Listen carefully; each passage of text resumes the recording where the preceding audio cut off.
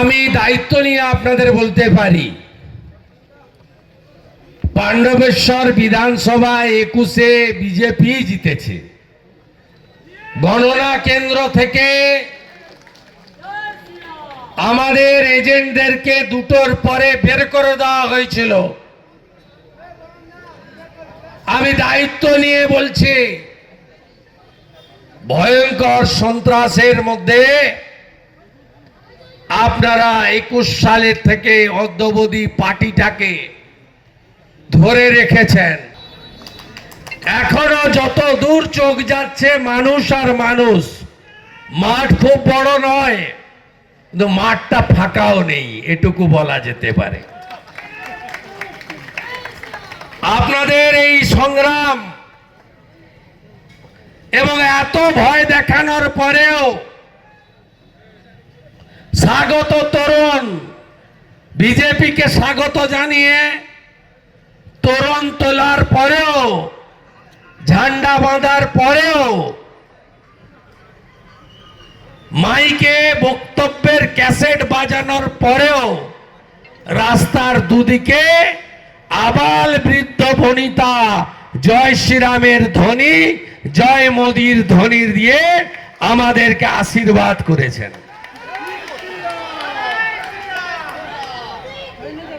তাই আর 5 মাস নরেন বাবু চালিয়ে যান, তারপরে নরেন বাবু পগার পা, টাটা বাই বাই।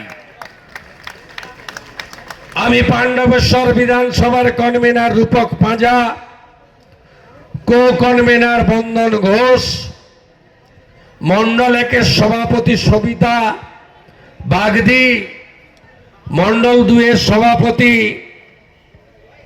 আমাদের বেনুধর মন্ডল, মন্ডল 3-এর সভাপতি তারক ধীবর, মন্ডল 4-এর সভাপতি সপ্তর্ষি মন্ডলকে আন্তরিক কৃতজ্ঞতা জানাই। এত প্রতিকূলতার মধ্যেও তারা পার্টির সদস্যতা অভিযানও করেছে, বুথ সংগঠনও তৈরি করছে।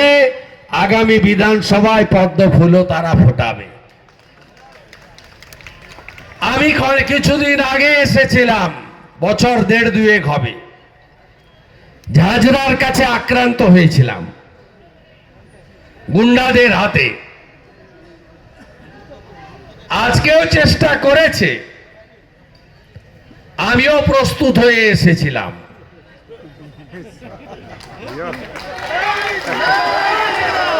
খাগড়াবাড়িতে জেহাদিরা আমাকে গাড়ি ভাঙলো, আর বারাসাতে চেষ্টা করেছিল, এমন সাইজ করে দিয়েছে বিজেপির কর্মীরা, তারপর থেকে আর নাম ধরে না রাস্তায় বেরোনোর। এদের জন্য যা ওষুধ দরকার দিতে হবে। তাই মমতা ব্যানার্জি বলতেন না বদলা নয় বদল চাই, আমরা বলি বদলও হবে, বদলাও হবে। গুনে গুনে বদলা নেব আমরা। পতাকা টাঙিয়েছে, পিঠটাকে কি করেছে দেখেছেন?